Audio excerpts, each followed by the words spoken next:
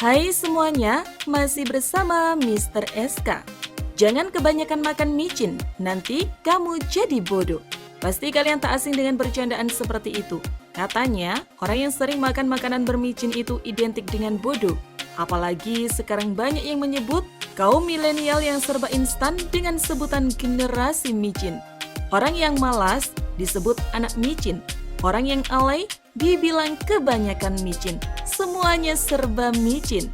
Kira-kira benar atau tidak micin membuat kita bodoh? Pertanyaan itu seharusnya didahului dengan pertanyaan micin itu apa sih? Apakah di dalamnya terdapat kandungan yang membuat otak kita berhenti? Nah, kebetulan sekali nih. Dalam video kali ini, kita akan membahas apa itu micin dan fakta dari istilah micin membuat kita bodoh yang sebelumnya sudah kita singgung. Penasaran dengan info lengkapnya? Mari tonton terus video ini sampai habis.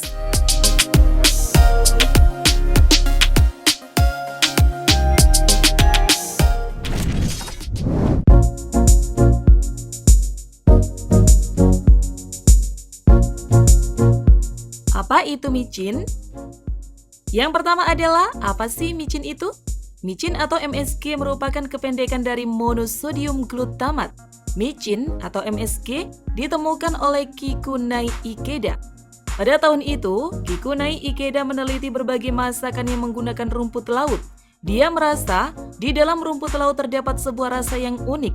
Rasa lezat campur gurih yang berbeda dari asam, asin, manis, dan pahit seperti yang lidah bisa kecap. Rasa itu bernama umami.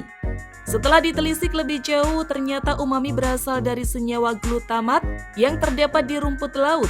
Tidak berhenti sampai di sana, Ikeda juga mencari cara untuk mengambil senyawa glutamat ini supaya bisa dipakai sebagai bahan penyedap rasa makanan lain.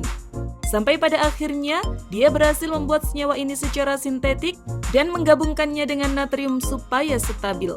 Mengemasnya dalam bentuk kristal sehingga mudah ditabur ke masakan.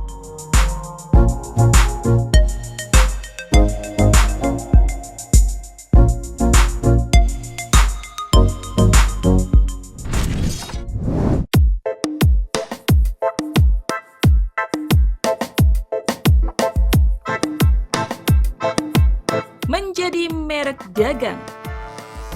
Menyadari keberhasilannya merumuskan molekul kristal yang disebut umami tersebut, Ikeda kemudian mulai berpikir untuk memproduksinya secara massal.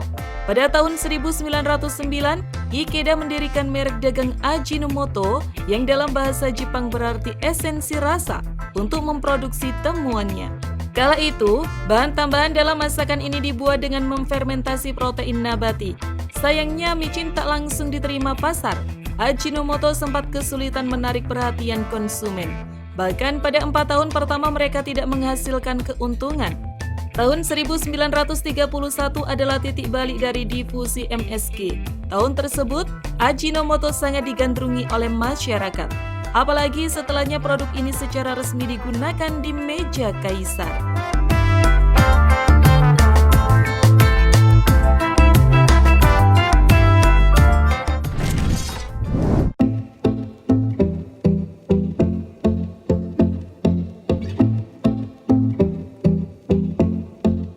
Mitos micin bikin bodoh, benarkah? Ketenaran micin bukan tanpa batu sandungan.